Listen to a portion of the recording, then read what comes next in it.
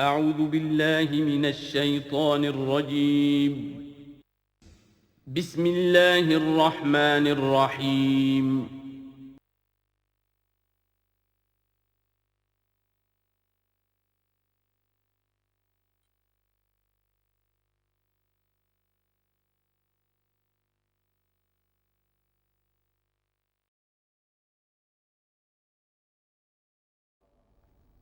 الحمد للہ وکفیٰ والصلاة والسلام علی عبادہ الذین اصطفیٰ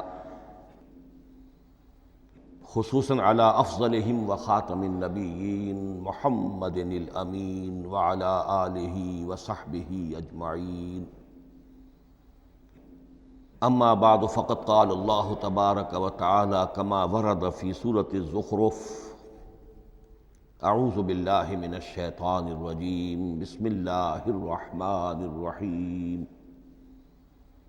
حامیم والکتاب المبین انا جعلناہ قرآنا عربیا لعلکم تعقلون وإنہ فی الکتاب لدینا لعلی حکیم. وقال تبارک وتعالی کما ورد فی سورة الواقعہ: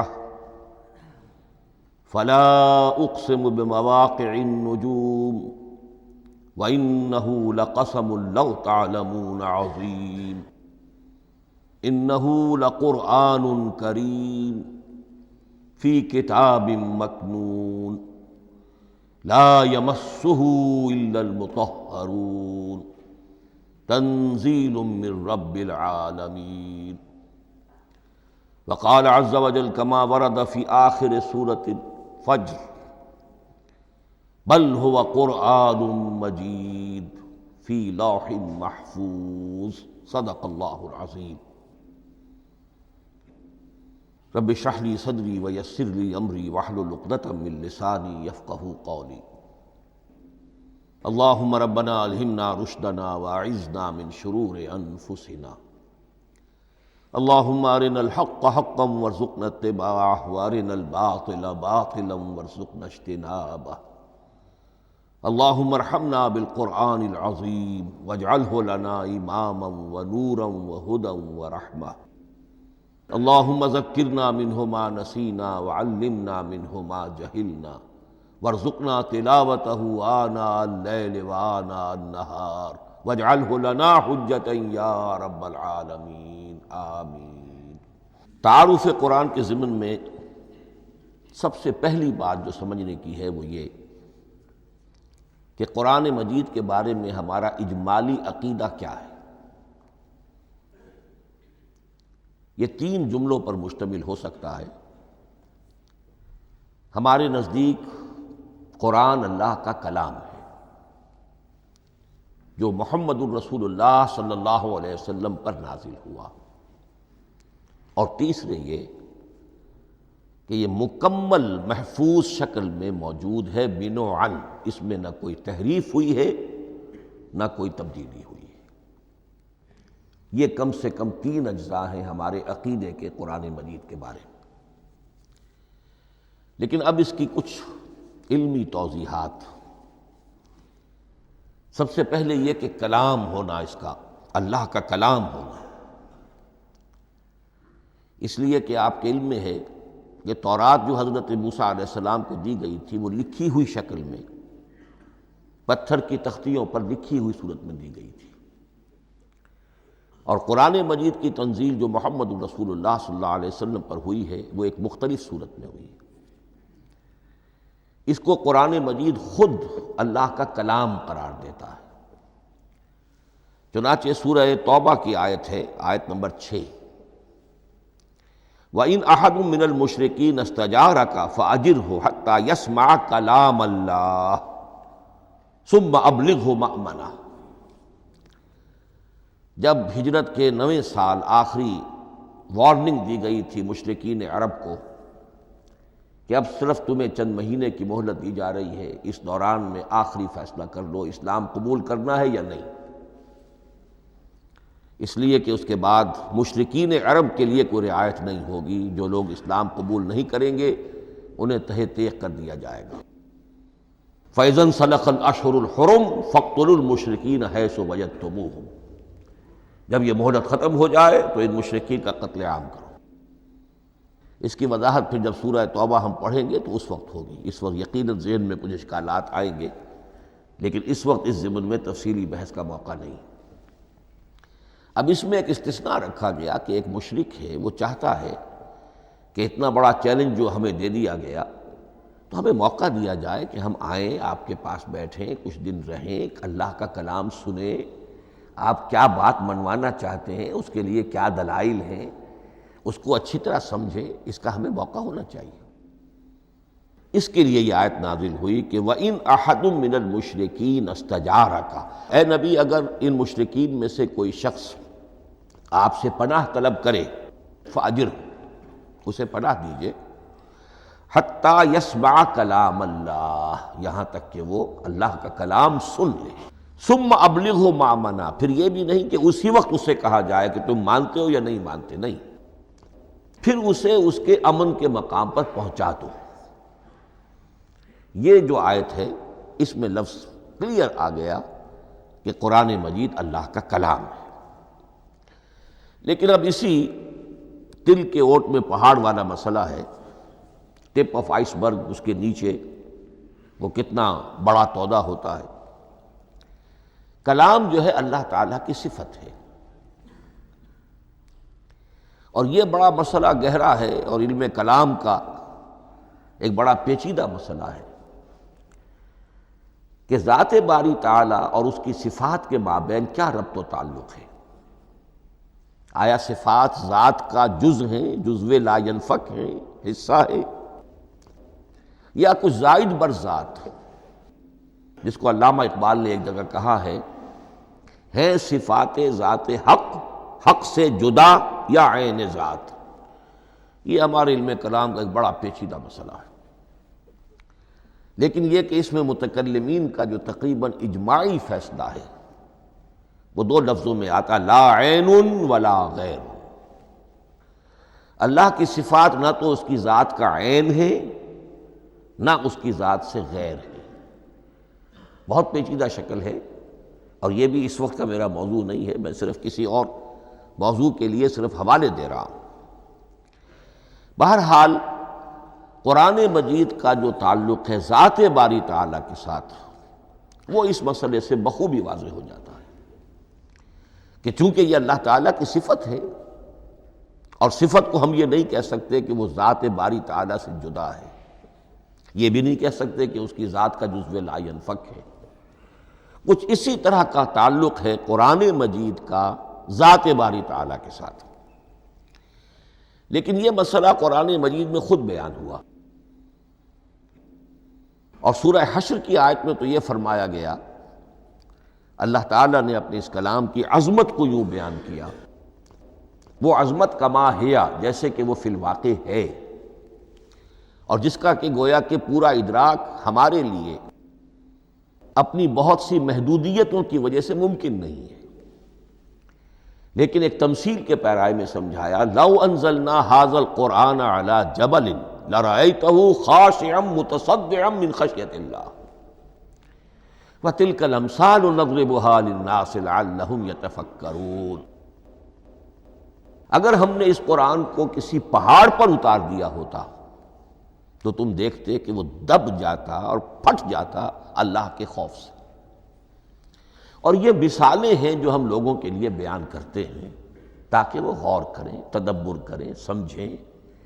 ما لا یدرک کلہ لا یترک کلہ، اگرچہ بتمام و کمال عظمت قرآن کا فہم ان کے لیے ممکن نہیں ہے، لیکن کسی درجے میں تو کچھ انعکاس اس کا ہو جائے، کچھ اندازہ ہو جائے، انسان اپنی ذہنی سطح کے اعتبار سے، اس کی مناسبت سے کسی درجے میں عظمت قرآن کا اندازہ کر لے، تو اللہ تعالیٰ کے ان الفاظ کو سامنے رکھے کہ لو انزلنا ھذا القرآن علی جبل لرأیتہ خاشعا متصدعا من خشیۃ اللہ۔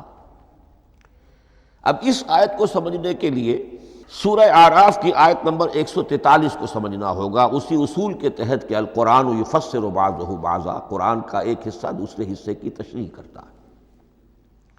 وہاں یہ واقعہ بیان ہوا ہے کہ حضرت موسیٰ علیہ السلام کو جب اللہ تعالیٰ نے کوہ طور پر طلب فرمایا 30 راتوں کے لیے، جس میں بعد میں 10 کا اضافہ کر کے وہ ایک 40 رات کا ایک کورس بنا، دن رات، اس موقع پر جو مخاطبہ الہی، مکالمہ الہی سے مشرف ہوئے حضرت موسیٰ علیہ السلام، تو ان کی آتش شوق بھڑکی اور انہوں نے بڑی جرأت کر کے یہ درخواست کر دی، رب ارنی انظر الیک، پروردگار مجھے اپنا دیدار بھی عطا فرما، مجھے موقع عنایت فرما، میں تجھے دیکھ سکوں۔ یہ ان کی وہ آتش شوق کا مسئلہ ہے۔ لیکن جواب کیا ملا؟ لن ترانی، تو مجھے ہرگز نہیں دیکھ سکتے، ولیکن انظر الی الجبل فإن استقر مکانہ فسوف ترانی۔ لیکن ظاہر بات ہے کہ حضرت موسیٰ علیہ السلام کو بات سمجھانے کے لیے کچھ مشاہدہ بھی کرانا تھا۔ فرمایا تم مجھے نہیں دیکھ سکتے، البتہ اس سامنے کے پہاڑ پر نگاہ جماؤ، ہم اس پر اپنی ایک تجلی ڈالیں گے۔ یہ اگلی الفاظ کے اندر وضاحت ہے، میں یہاں پہلے سے بیان کر رہا ہوں سمجھانے کے لیے۔ اگر وہ پہاڑ ہماری اس تجلی کو، تجلی کسے کہتے ہیں؟ جلا، روشنی، تو اللہ تعالیٰ کی طرف سے کوئی خاص اس کے نور کا جب پرتو ہوتا ہے کسی شے پر تو وہ اس کی تجلی ہے۔ ہم اپنی ایک تجلی اس پہاڑ پر ڈالیں گے، اگر وہ اس کو جھیل جائے، اپنی جگہ کھڑا رہ جائے، تو تم سمجھنا کہ شاید تم بھی ہمیں دیکھ سکو۔ فلما تجلی ربہ للجبل، اب یہاں وہ لفظ آ گیا، جب اللہ نے تجلی اپنی پہاڑ پر ڈالی، جعلہ دکا وخر موسیٰ صعقا، وہ پہاڑ ریزہ ریزہ ہو گیا اور حضرت موسیٰ بے ہوش ہو کر گر گئے۔ اب یہ بے ہوش ہو کر گر جانا، جبکہ وہ تجلی براہ راست بھی نہیں ہے، بالواسطہ ہے۔ مشاہدہ جو کر رہے حضرت موسیٰ وہ بالواسطہ ہے، تجلی پہاڑ پر ہے، لیکن یہ کہ اس کا بھی بالواسطہ اس کا جو ہوا ہے، اس کی جو تاثیر ہوئی حضرت موسیٰ علیہ السلام پر کہ وہ اس کی تاب نہ لا سکے اور بے ہوش ہو کر گر گئے۔ یہاں سے یہ بات سمجھ میں آتی ہے کہ یہ تجلی یہ ذات باری تعالیٰ تھی جس نے کوہ طور کو جلا کر بھسم کر دیا یا ٹکڑے ٹکڑے کر دیا، ریزہ ریزہ کر دیا۔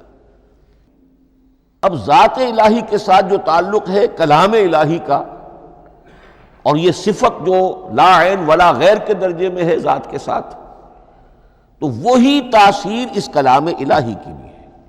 لو انزلنا هذا القرآن على جبل لرأيته خاشعا متصدعا من خشية الله وَتِلْكَ الْأَمْثَالُ نَضْرِبُهَا لِلنَّاسِ لَعَلَّهُمْ يَتَفَكَّرُونَ۔ اس حقیقت کو اس دور میں میں اپنے مطالعے کی محدودیت کا اعتراف کرتے ہوئے عرض کر رہا ہوں کہ میرے نزدیک جس قدر پرشکوہ انداز میں علامہ اقبال نے بیان کیا ہے، اسی کیفیت کو وہ شاید اس کی کوئی مثال نہ مل سکے۔ فاش گویم آنچ در دل مضمر است، یہ کتابیں نیست چیزیں دیگر است۔ میں صاف ہی کہہ دیتا ہوں جو میرے دل میں چھپی ہوئی بات ہے۔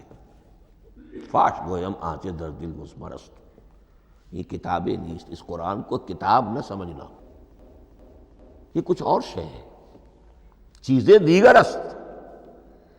اب وہ چیزیں دیگر کیا ہے؟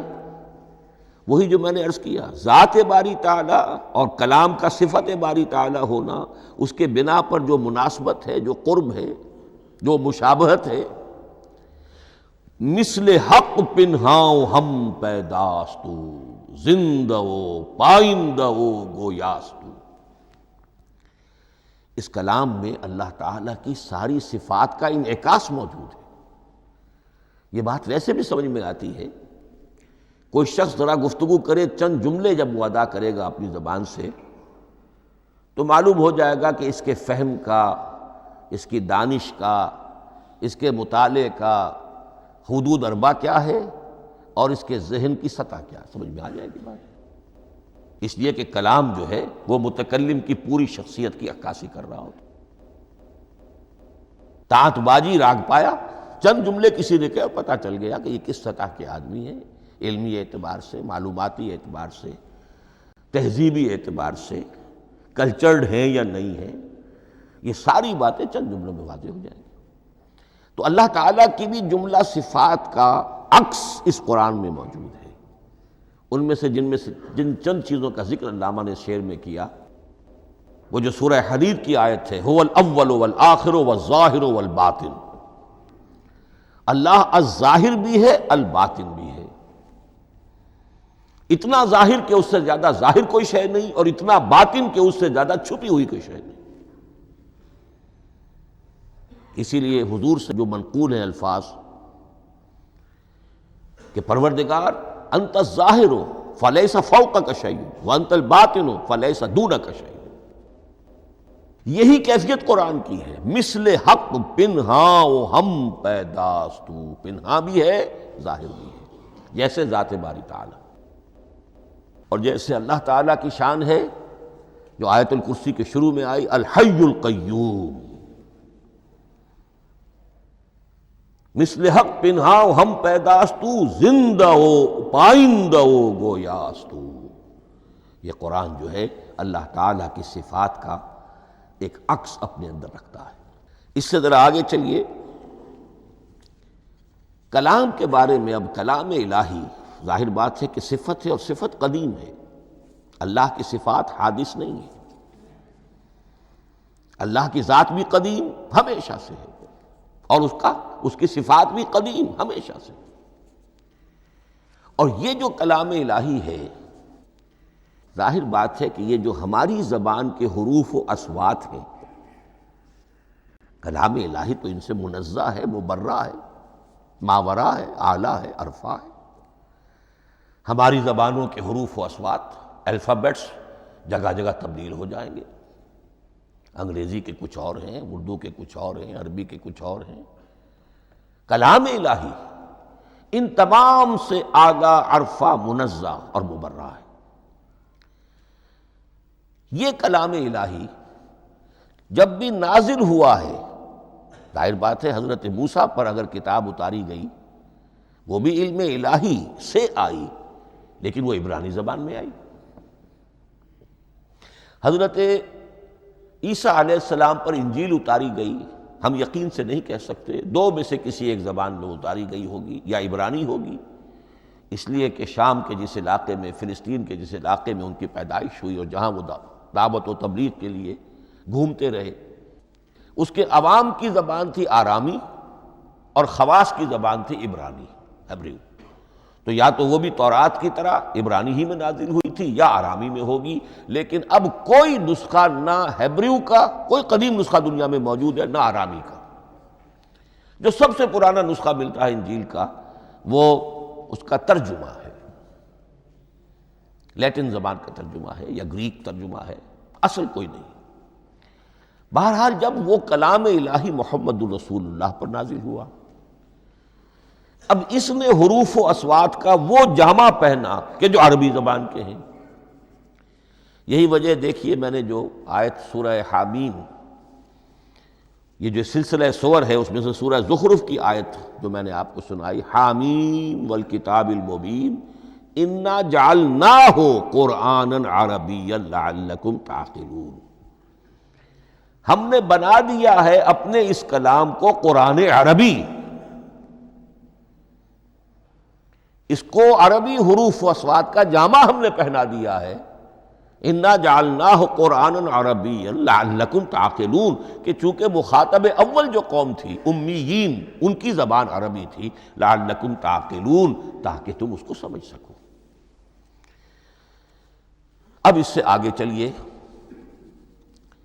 اصل قرآن مجید کے 3 مقامات سے معلوم ہوتا ہے، اصل قرآن اللہ کے پاس ہے۔ یہ قرآن جو ہمارے پاس ہے، مصحف عثمان رضی اللہ تعالی عنہ، یہ اس قرآن کی مصدقہ نقل ہے۔ اصل قرآن کہاں ہے؟ ایک جگہ فرمایا بل ہوا قرآن مجید فی لوح محفوظ، لوح محفوظ میں ہے، اصل قرآن وہاں ہے۔ اسی طریقے سے اسی سورہ زخرف کی اگلی آیت کیا ہے؟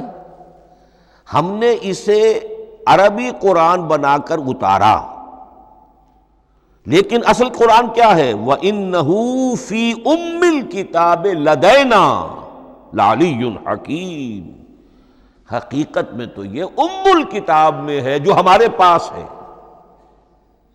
اور علی ہے بہت بلند، حکیم بڑی حکمت والا، یا محکم مضبوط۔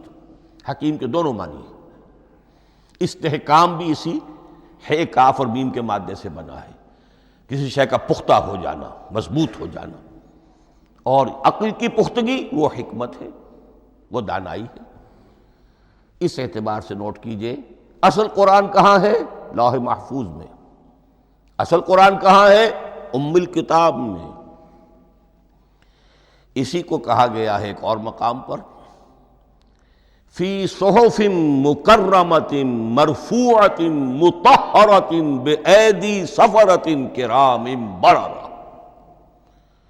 یہ قرآن، اصل قرآن تو بڑے صحیفوں میں، ان صحیفوں میں ہے، ان صفحات میں ہے، ان اوراق میں ہے، جس کی شان کیا ہے؟ مکرمۃ، ان کی انتہائی تعظیم کی جاتی ہے، مطہرۃ، نہایت پاک صحیفے، فی صحف مکرمۃ مرفوعۃ، بلند و بالا، مطہرۃ بِأَیْدِی سَفَرَةٍ کِرَامٍ بَرَرَةٍ، ان فرشتوں کے ہاتھ میں جو بہت باعزت، بہت اونچے درجے کے، ان کے ہاتھوں میں ہے۔ وہ لوگ ہیں کہ جن کی تحویل میں ہے یہ کلام پاک، فی صحف مکرمۃ مرفوعۃ مطہرۃ بِأَیْدِی سَفَرَةٍ کِرَامٍ بَرَرَةٍ۔ اب اسی کو بیان کیا ہے سورہ واقعہ میں، فلا اقسم بمواقع النجوم، تو نہیں، میں قسم کھاتا ہوں ستاروں کے ڈوبنے کی جگہ کی۔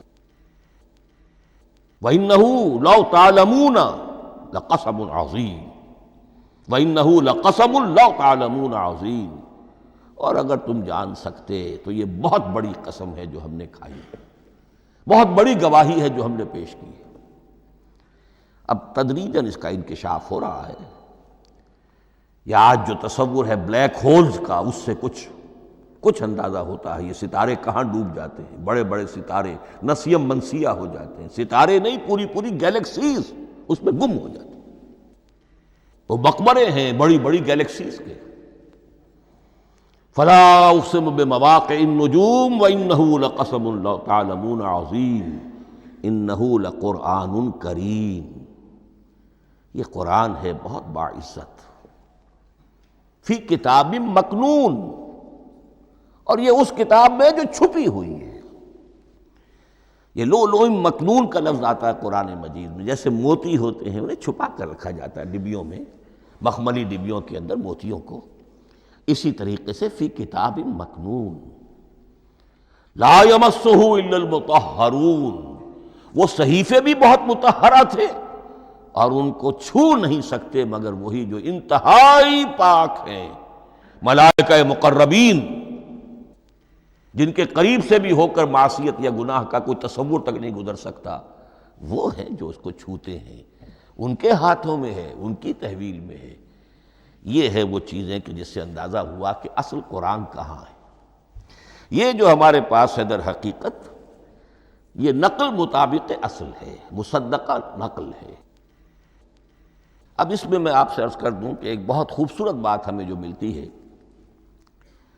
تورات میں جو استثناء، جو صفر استثناء ہے، ڈیوٹرانومی، اس کے 18ویں باب میں 18ویں اور 19ویں آیات جو ہیں اس میں ذکر موجود ہے، میں ان کے لیے انہی کے بھائیوں میں سے تیری مانند ایک نبی برپا کروں گا۔ اللہ تعالیٰ کلام فرما رہے ہیں یہاں حضرت موسیٰ علیہ السلام سے، آج بھی موجود ہے۔ اولڈ ٹیسٹمنٹ، ڈیوٹرانومی یا کتاب استثناء، سفر استثناء، اس کا 18واں باب، اس کی 18ویں اور 19ویں آیات جب چاہیں جا کر دیکھ لیں۔ میں ان کے لیے ان کے بھائیوں ہی میں سے تیری مانند ایک رسول اٹھاؤں گا، میں ان کے لیے انہی کے بھائیوں میں سے تیری مانند ایک نبی برپا کروں گا اور اپنا کلام اس کے منہ میں ڈالوں گا، اور جو کچھ میں اس سے کہوں گا وہی وہ ان سے کہے گا۔ یہ ہے جو پیشین گوئی ہے محمد الرسول اللہ صلی اللہ علیہ وسلم کی۔ اور یہاں وہ فرق واضح کر دیا گیا، اے موسیٰ تم سے تو یا تو ہم نے کلام کیا ہے یا تمہیں جو کتاب دی ہے وہ لکھی ہوئی دی ہے، لیکن جو نبی تیری ہی مانند میں برپا کروں گا۔ اب اس میں بھی نوٹ کرنے کی بات ہے کہ حضرت موسیٰ کے مشابہ نبی اکرم صلی اللہ علیہ وسلم کے سوا کوئی نبی نہیں۔ صاحب کتاب وہ بھی تھے، صاحب کتاب محمد بھی ہیں، صاحب امت وہ بھی تھے، اور صاحب امت محمد رسول اللہ تیری مانند۔ صاحب شریعت، حضرت عیسیٰ صاحب شریعت نہیں تھے، شریعت موسوی ہی کو نافذ کرنے کے لیے آئے تھے۔ ان کی حیثیت دین موسوی کے مجدد کی تھی، ویسے نبی تھے، اللہ کے فضل و کرم سے نبی تھے، اس میں کوئی شک نہیں، رسول تھے، لیکن یہ کہ ان کے کام کی نوعیت کیا تھی، اس لیے کہ کوئی نئی شریعت لے کر نہیں آئے۔ اب بھی انجیل میں الفاظ موجود ہیں، don't think I have come to destroy law, the mosaic law جسے یہ کہتے ہیں، شریعت موسوی، وہ تم پر نافذ رہے گی، تم اس کی پابندی کرو گے، چونکہ صاحب شریعت رسول یا موسیٰ یا محمد صلی اللہ علیہ وسلم علیہ الصلوۃ والسلام، تو میں ان کے بھائیوں میں سے، اب بھائی کون ہوں گے؟ ظاہر بات ہے بنی اسرائیل، ان کے کزنز کون ہیں؟ بنی اسماعیل۔ بنی اسرائیلی تو جو بھی نبی ہے وہ انہی میں سے ہے، ان کے بھائیوں میں سے، تو بھائی تو ہوگا، ان کا کزن ہوگا، اب وہ کون ہے؟ بنی اسماعیل۔ تو ان کے بھائیوں میں سے گویا کہ غیر اسرائیلی جو ان کے قریب ترین قرابت دار ہوں گے وہ بنو اسماعیل ہیں۔ تیرے مانند صاحب شریعت نبی میں برپا کروں گا، لیکن اس پر جو میرا کلام اترے گا وہ کس شکل میں اترے گا؟ میں اپنا کلام اس کے منہ میں ڈالوں گا، اور پھر وہ جو کچھ کہے گا وہ وہی کہے گا جو میں نے کہا ہے۔ اب اس کے حوالے سے ایک بہت اہم بات سمجھ لیجئے، اور قرآن مجید کے دو اہم مقامات کی وضاحت اس سے ہو جائے گی۔ یہ کلام اللہ، قرآن مجید میں اس کو قول جبرائیل بھی کہا گیا ہے۔ کلام اللہ حضرت جبرائیل کے ذریعے سے جب ادا ہوا ہے تو قول جبرائیل ہے، اور پھر جب وہ محمد الرسول اللہ کی زبانی ادا ہوا تو قول رسول ہے، قول محمد ہے صلی اللہ علیہ وسلم۔ یہ قول اللہ بھی ہے، قول جبرائیل بھی ہے، اور قول محمد بھی ہے بیک وقت۔ یہ بات دیکھیے سورۃ تکویر، اذا الشمس کورت، انہ لقول رسول کریم ذی قوت عند ذی العرش مکین مطاع ثم امین وما صاحبکم بمجنون۔ یہ یہاں پر حضرت جبرائیل کا ذکر ہو رہا ہے۔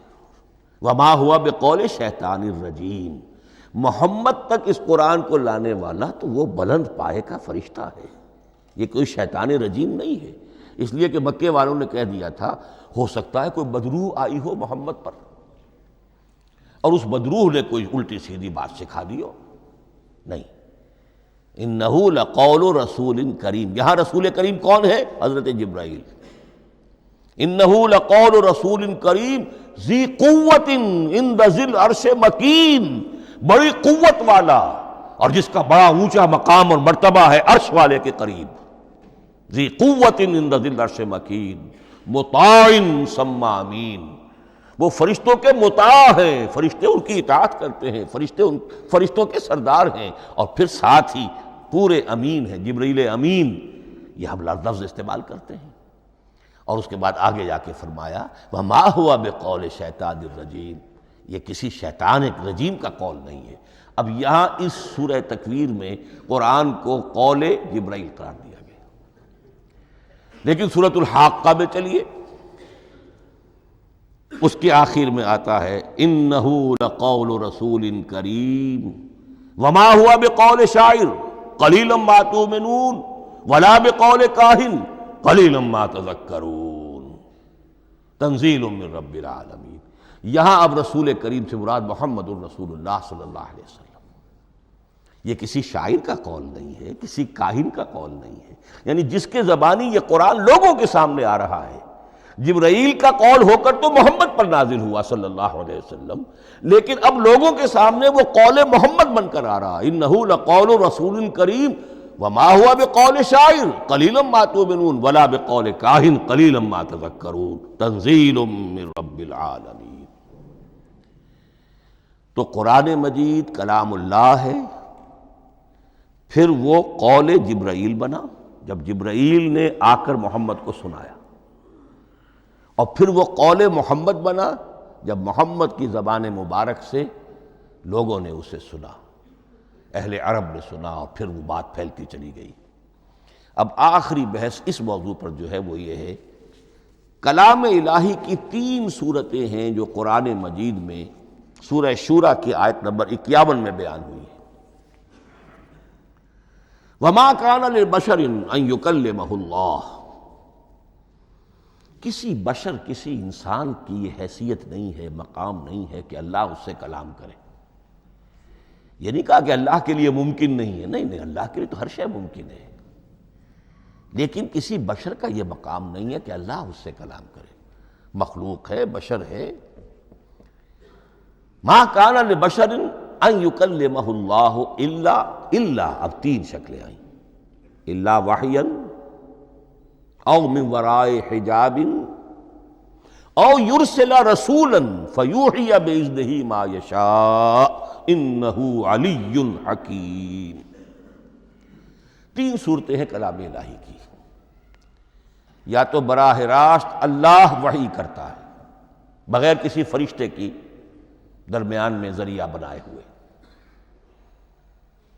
اسی کا نام الہام ہے، اسی کا نام تحدیث ہے۔ یہ غیر نبی کے ساتھ بھی ہوتا ہے۔ حضور نے فرمایا ہر نبی کی امت میں محدث ہوتے تھے جن سے اللہ کلام کرتا تھا، اور میری امت کا محدث عمر ہے رضی اللہ تعالی عنہ۔ محدث، محدث نہیں، محدث کے معنی ہے علم حدیث کا ماہر۔ امام بخاری محدث ہیں، امام مسلم محدث ہیں۔ محدث تحدیث سے مفعول بنا، جس سے بات کی جاتی ہے۔ محدث، اللہ بات کرتا ہے، اللہ دل میں ڈال دیتا ہے، القاء ہو جاتا ہے، الہام ہو جاتا ہے، کوئی فرشتہ درمیان میں نہیں، براہ راست۔ دوسری شکل کلام کی کیا ہے؟ او من وراء حجاب، یہ ہمارے علم کی حد تک صرف حضرت موسیٰ علیہ السلام کی شان ہے، استثنائی شان ہے۔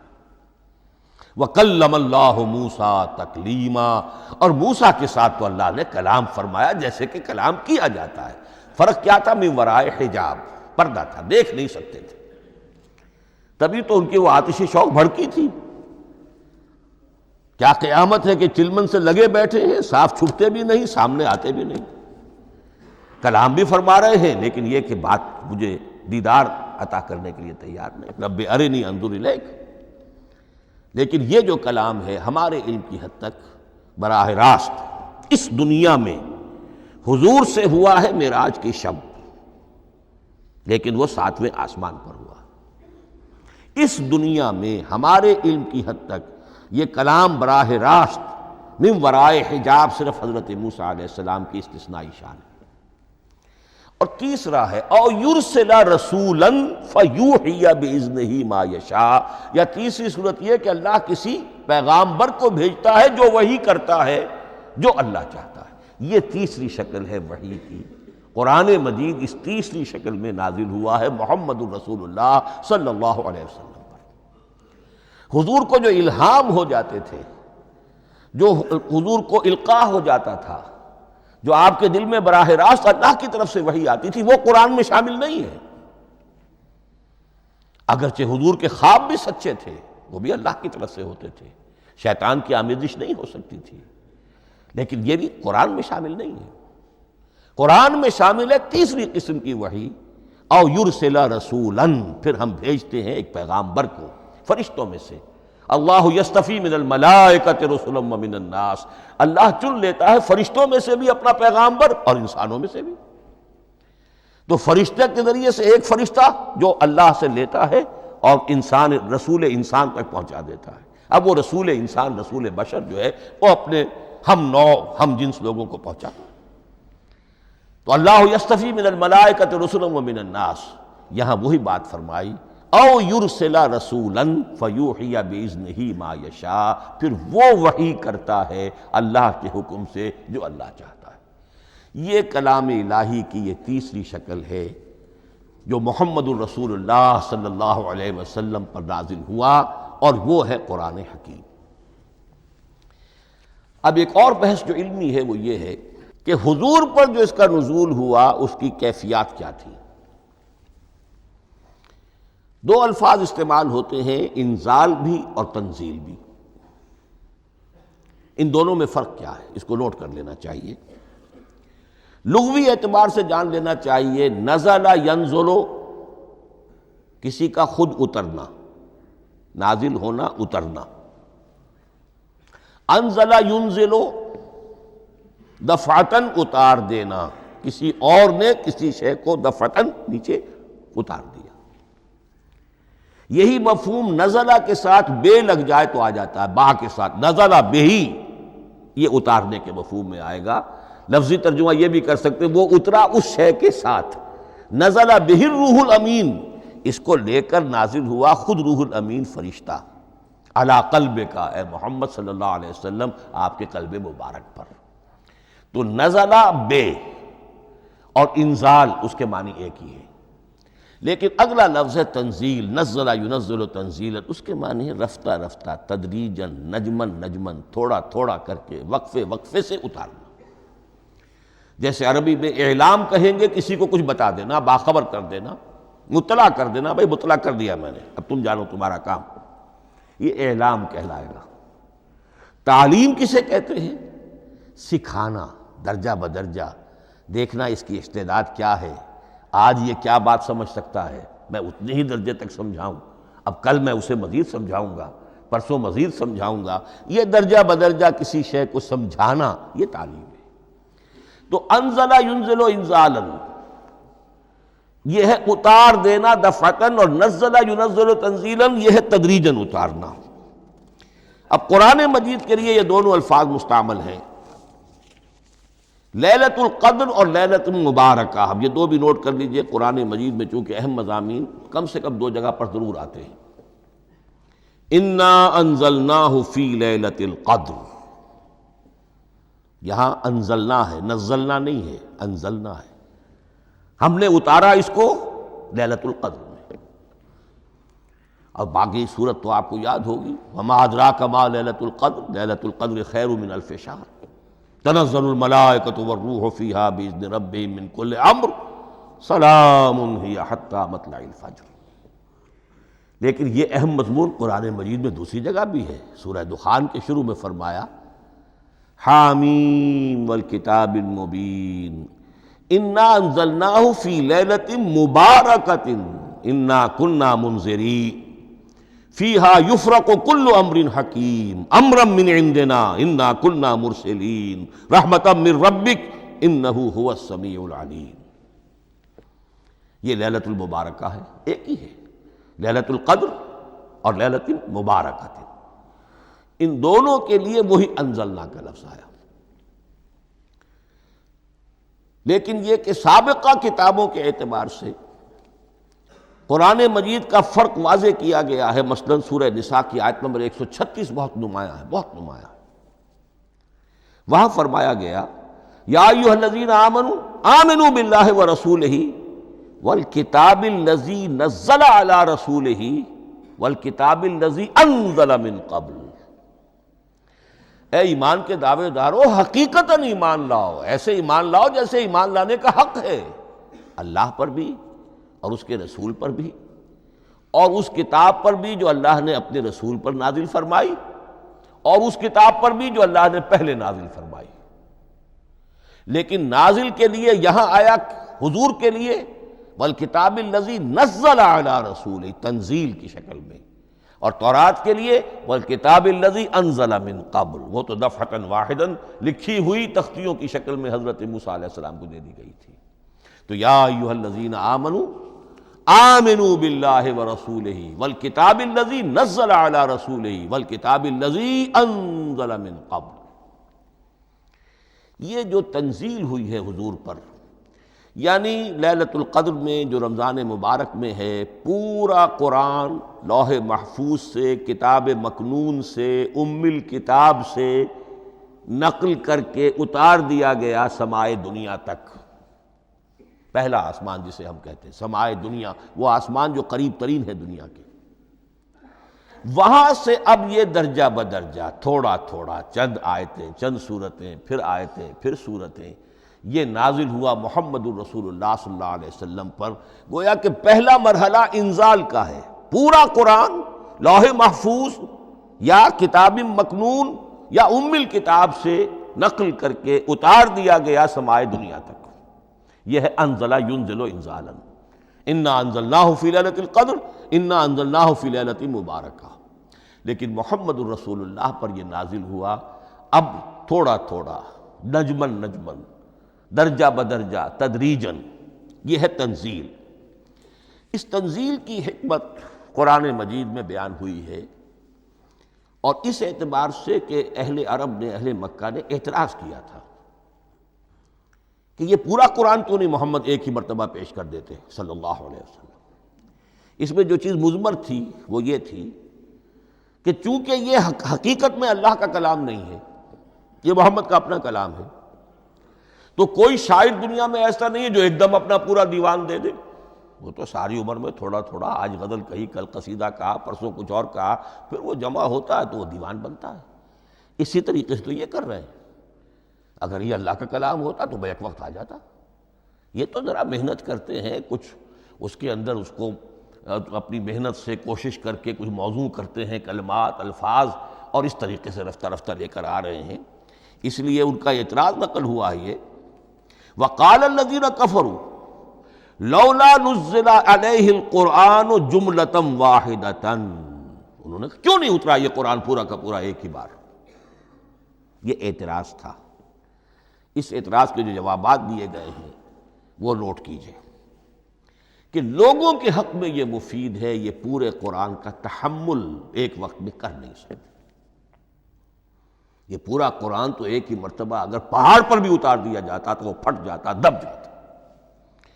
وَقُرْآنًا فَرَقْنَاهُ لِتَقْرَأَهُ عَلَى النَّاسِ عَلَى مُكْثٍ وَنَزَّلْنَاهُ تَنزِيلًا. سورہ بنی اسرائیل آیت 106. یہ وہ قرآن ہے جس نے ہم نے جس کو ٹکڑے ٹکڑے کر کے، فرق نہ ہو، فرق توڑ دینا، تھوڑا تھوڑا کر کے ہم نے کر دیا. لِتَقْرَأَهُ عَلَى النَّاسِ عَلَى مُكْثٍ، تاکہ آپ اسے پڑھ کر سنائے لوگوں کو وقفے وقفے سے، تاکہ وہ سہار سکیں، سنبھال سکیں، برداشت کر سکیں. وَنَزَّلْنَاهُ تَنزِيلًا، اسی وجہ سے ہم نے اسے نازل کیا ہے بطرز تنزیل، بطرز انزال نہیں، بطرز تنزیل. وَقُرْآنًا فَرَقْنَاهُ لِتَقْرَأَهُ عَلَى النَّاسِ عَلَى مُكْثٍ وَنَزَّلْنَاهُ تَنزِيلًا. ایک حکمت تو ہو گئی عوام کے لیے، ایک حکمت خود رسول کے لیے صلی اللہ علیہ وسلم. كَذَلِكَ لِنُثَبِّتَ بِهِ فُؤَادَكَ وَرَتَّلْنَاهُ تَرْتِيلًا. اب ذرا نوٹ کیجئے، قلب محمدی کے لیے بھی اس پورے کلام کا ایک دم سہار آسان کام نہیں تھا. یہ اس لیے، یہ اسی سورہ الفرقان کی جو آیت کا میں نے ایک حصہ آپ کو سنا دیا تھا، اسی کے اندر اس کا جواب آیا ہے، اسی آیت میں. آیت نمبر 32 ہے یہ سورہ فرقان کی. وقال الذین کفروا لولا نزل علیہ القرآن جملۃ واحدۃ. یہ اعتراض ہے. جواب کیا ہے؟ کذالک لنثبت بہ فؤادک. ہم نے یہ اس لیے کیا ہے نبی کہ اس کے ذریعے سے آپ کے دل کو ٹھہراؤ اور جماؤ عطا کرے. یہ ایک دم اس کا اتر جانا، انا سنلقی علیک قولا ثقیلا، بڑا بھاری بوجھ ہے، ناقابل برداشت ہے، تاکہ رفتہ رفتہ آپ کا دل، اس کے اندر تقویت بڑھتی چلی جائے، اس کے اندر اور اس کا تحمل جو ہے، اس کی صلاحیت بڑھتی چلی جائے. کذالک لنثبت بہ فؤادک ورتلناہ ترتیلا. اسی لیے ہم نے تھوڑا تھوڑا کر کے نازل کیا ہے. ولا یاتونک بمثل الا جئناک بالحق واحسن تفسیرا، ساتھ ہی فرمایا کہ یہ لوگ جو بھی اعتراض کریں گے ہم اس کا جواب بھی اور بہترین تعویل بھی آپ کو دے دیں گے۔ اب اگلی بحث یہ ہے یہ قرآن کب اور کہاں نازل ہوا۔ یہ عام معلوماتی شے ہے، اس میں کوئی پیچیدگی نہیں ہے، لیکن اس کی اہمیت ہے بہت ضروری ہے، وہ میں انشاءاللہ اگلی بحث میں جب کہ قرآن کے سمجھنے کے جو اصول ہیں ان کو بیان کروں گا تو وضاحت سے بات آئے گی۔ یہ کہ یہ عام معلوماتی ایک ہمارے ذہن میں خاکہ رہنا چاہیے، زمان و مکان کا کیا رشتہ ہے قرآن کے ساتھ۔ قرآن نازل کب ہوا؟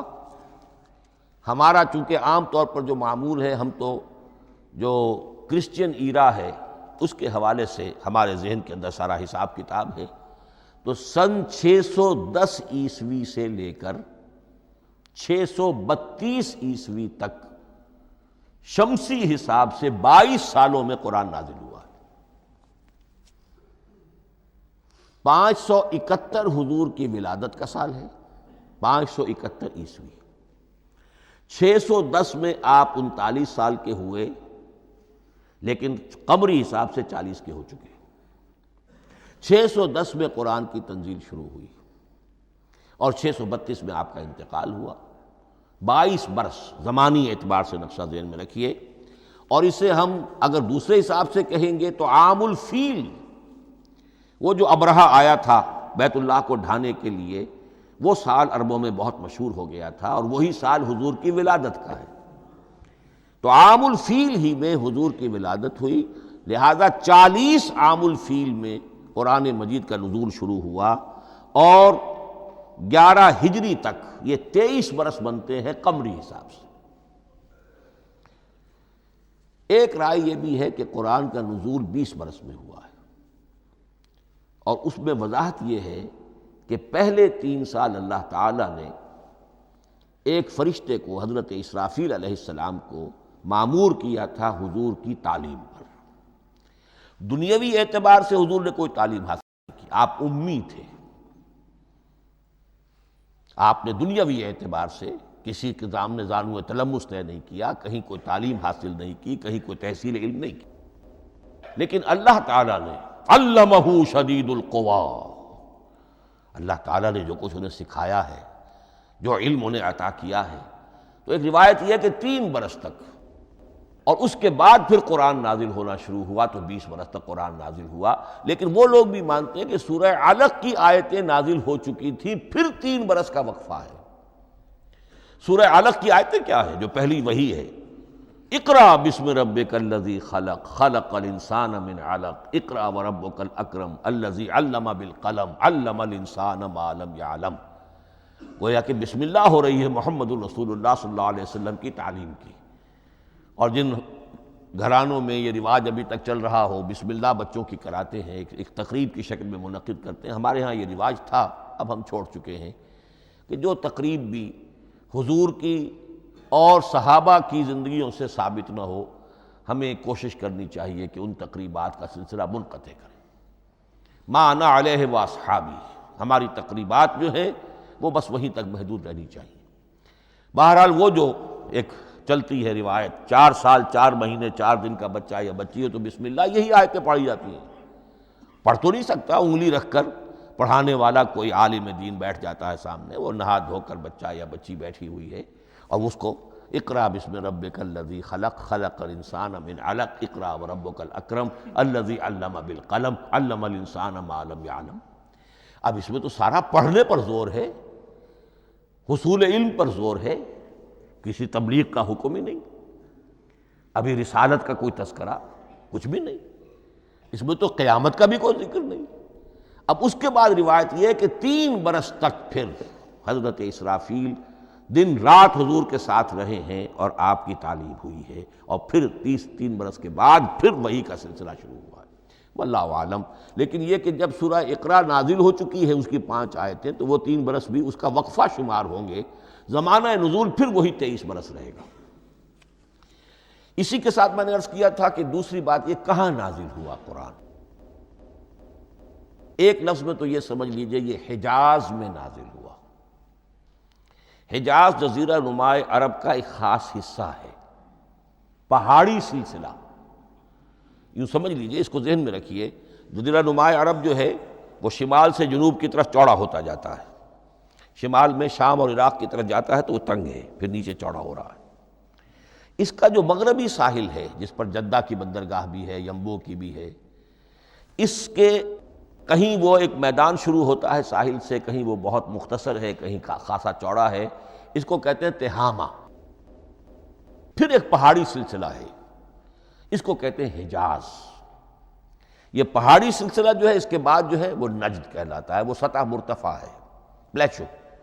تو یہ تین حصے ہیں جزیرہ نما عرب کے جغرافیائی اعتبار سے، اور حجاز کہتے بھی ہیں پردے کو، حاجزن، پردہ جو دو چیزوں کے درمیان حائل ہو جائے۔ تو یوں سمجھیے کہ یہ فلیٹ ہے نجد کا، اور یہ فلیٹ ہے میدان، یہ ہے تہامہ کا، اور درمیان میں یہ پہاڑی سلسلہ کھڑا ہوا ہے، تو یہ گویا کہ ان دونوں کو جدا کر رہا، یہ حجاز ہے۔ اس حجاز ہی کا شہر مکہ ہے، اس حجاز ہی کا شہر مدینہ ہے، اس حجاز ہی کا شہر طائف ہے، اس حجاز ہی کی آخری ٹپ سمجھ لیجئے تبوک ہے۔ تو حضور صلی اللہ علیہ وسلم کی پوری زندگی آغاز وحی کے بعد سے لے کر وہ اسی علاقے کے اندر، پہلے آپ مکے میں تھے، قرآن مجید کی جو صورتیں اس دور میں نازل ہوئیں، یہ آیتیں نازل وہ مکیات کہلاتی ہیں۔ پھر آپ نے ہجرت کی، اور ہجرت کر کے جب آپ جا رہے تھے اس دوران میں بھی کچھ قرآن نازل ہوا اثناء ہجرت میں۔ پھر آپ مدینے تشریف فرما ہوئے، اب وہ ہم کہتے ہیں مدنی قرآن، لیکن مدنی قرآن سارا مدینے میں نازل نہیں ہوا۔ آپ کبھی جا رہے کسی مہم پر، کسی جنگ کے لیے، غزوہ بدر کے لیے آ گئے ہیں، تو وہاں جو آیات نازل ہو رہی ہیں وہ مدینے میں تو نہیں ہو رہی۔ براڈ تقسیم تو یہی ہے، مکی مدنی۔ ہجرت سے قبل جو کچھ نازل ہوا وہ مکی، ہجرت کے بعد جو کچھ نازل ہوا وہ مدنی۔ لیکن صرف مدنی کہنا صحیح نہیں ہے۔ اثناء سفر تبوک، اتنا طویل سفر ہے آپ کا، اس کے دوران آتے جاتے قرآن نازل ہوتا رہا۔ لیکن یہ بات نوٹ کر لیجئے کہ پورا قرآن حجاز ہی میں نازل ہوا ہے۔ یہ تمام شہر، یہ تمام علاقہ حجاز کہلاتا ہے۔ ایک اور بحث جو ہم اسی اپنی پہلی نشست میں مکمل انشاءاللہ کر لیں گے، وہ ہے محفوظیت قرآن کی بحث۔ میں نے عرض کیا تھا کہ تین چیزوں پر ہمارا عقیدہ مشتمل ہے۔ یہ اللہ کا کلام ہے، نمبر ایک، نازل ہوا محمد الرسول اللہ پر صلی اللہ علیہ وسلم، اسی لیے ہم نے کلام سے متعلق کچھ مباحث علمی گہرائی میں اتر کر وہ سمجھے، حضور پر اس کے نزول، انزال اور تنزیل کے مختلف مراحل کو سمجھا۔ اب اس کی محفوظیت کے اعتبار سے واقعہ یہ ہے کہ واحد کتاب ہے پوری دنیا میں، واحد کتاب جس کے بارے میں دشمن بھی تسلیم کرتے ہیں، چاہے وہ اسے اللہ کا کلام نہ مانے، لیکن یہ مانتے ہیں کہ بعین ہی وہ شے جو محمد نے اپنی امت کو دی تھی آج بھی امت کے پاس صحیح موجود ہے۔ ظاہر بات ہے اگر تو اسے اللہ کا کلام مانے، وہی مانے، تب تو مسلمان ہی ہو گئے۔ وہ تو یہی کہتے ہیں کہ بہرحال محمد نے چاہے خود لکھا، تصنیف کیا، جو بھی کچھ کیا، اس کو چھوڑ دیجئے، لیکن جو شے محمد نے اپنی امت کو دی تھی صلی اللہ علیہ وسلم، بعین ہی وہ شے موجود ہے۔ تو یہ محفوظیت قرآن کی جو ہے، جبکہ کوئی اور دنیا کی کتاب اس کی مدعی ہی نہیں۔ تورات والوں کا سرے سے یہ دعویٰ ہی نہیں ہے۔ وہ تورات تو گم ہو گئی تھی نبوکدنضر کے حملے کے وقت، اس کے بعد سے دنیا میں تورات کا وجود نہیں ہے، اور پھر 100 برس کے بعد اپنی یادداشتوں سے مرتب کی ہے یہ تورات جو آج ہمارے سامنے ہے۔ انجیل کا جیسا کہ میں عرض کر چکا ہوں، کوئی نسخہ جو ہے نہ عبرانی کا موجود ہے نہ آرامی زبان کا ہے۔ دنیا کی کوئی کتاب نہیں جو دعویٰ کر سکتی ہو۔ یہ قرآن جو شروع ہوتا ہے ذالک الکتاب لا ریب فیہ، یہ دعویٰ دنیا کی کسی اور کتاب نے خود کیا بھی نہیں۔ اس کی بھی جس قدر پرشکوہ الفاظ میں علامہ اقبال نے اس کی ترجمانی کی ہے، انہی کا حصہ ہے۔ حرف اورا ریب نئے، تبدیل نئے، آیش شرمندہ تعویل نئے۔ اس قرآن کے کسی حرف میں کوئی تحریف ہو جانا نہیں، امکان ہی نہیں، قطعی طور پر۔ کسی لفظ کا بدل دیا جانا نہیں، حرف اورا ریب نئے، تبدیل نئے۔ اس میں کسی کا شک پر مبنی ہونا نہیں، آیش شرمندہ تعویل نئے، اس کی آیت کوئی بھی ایسی نہیں جسے تروڑا مروڑا جا سکے، یہ اپنی حفاظت خود کرتی ہے۔ لا یاتیہ الباطل من بین یدیہ ولا من خلفہ، حامیم السجدہ کی آیت نمبر 42، اس پر باطل حملہ آور ہو ہی نہیں سکتا۔ انا نحن نزلنا الذکر وانا لہ لحافظون، ہم ہی نے یہ الذکر نازل کیا ہے اور ہم ہی اس کی حفاظت کرنے والے ہیں۔ جہاں تک پہلے ٹکڑے کا تعلق ہے اس آیت مبارکہ کا، اس میں تو تورات بھی آئے گی۔ تورات کس نے نازل کی؟ اللہ نے نازل کی۔ انجیل کس نے نازل کی؟ اللہ نے نازل کی۔ انا انزلنا التوراۃ فیہا ھدی ونور، یہ سورہ مائدہ میں الفاظ ہیں۔ انجیل کے بارے میں بھی ہم نے انجیل عطا کی عیسیٰ کو، فیہ ھدی ونور، لیکن یہ کہ انا نحن نزلنا الذکر، اس کو اس قدر تاکید کے ساتھ کہہ کر وَإِنَّا لَهُ لَحَافِظُونَ، اور ہم ہی اس کے محافظ ہیں۔ لیکن اس موضوع پر اہم ترین مقام جو ہے قرآن مجید کا، وہ سورہ قیامہ کی یہ آیات ہے، لا تحرک بہ لسانک لتعجل بہ۔ جب قرآن نازل ہوتا تھا حضور جلدی جلدی زبان کو حرکت دیتے تھے، یاد کر لیں، مبادا کہیں بھول جاؤں، مبادا کوئی لفظ جو ہے تبدیل ہو جائے۔ یہ مشقت جو آپ جھیل رہے تھے، اس سے اللہ نے روک دیا از راہ شفقت اور محبت۔ لا تحرک بہ لسانک لتعجل بہ ان علینا جمعہ وقرآنہ، ہمارے ذمے ہے اس کو جمع کر دینا، آپ کے سینے میں جمع کر دیں گے اس کو۔ اور صرف جمع کرنا نہیں، قرآن، ترتیب۔ قرآن ہوتا ہے پڑھا جاتا ترتیب سے، یعنی ترتیب نزولی۔ یہ بعد میں ہماری علیحدہ بحث بھی آئے گی کہ ترتیب نزولی اور ہے، ترتیب مصحف اور ہے۔ یہ ترتیب بھی ہم کروا دیں گے، یہ بھی ہمارے ذمے ہے۔ ان علینا جمعہ وقرآنہ فاذا قرأناہ فاتبع قرآنہ، پھر جب ہم جس ترتیب سے پھر آپ کو پڑھائیں اسی ترتیب کی پیروی کیجیے۔ یہ جو ہے کہ قرآن کا جمع اور تدوین، یہ بھی اللہ تعالیٰ نے اس کی ضمانت لی، اور اس کی ترتیب بھی اللہ تعالیٰ ہی کی ضمانت سے ہے۔ اس اعتبار سے محفوظیت قرآن کے یہ دونوں پہلو ہمارے سامنے رہنے چاہیے۔ بارک اللہ لی ولکم فی القرآن العظیم ونفعنی وإیاکم بالآیات والذکر الحکیم۔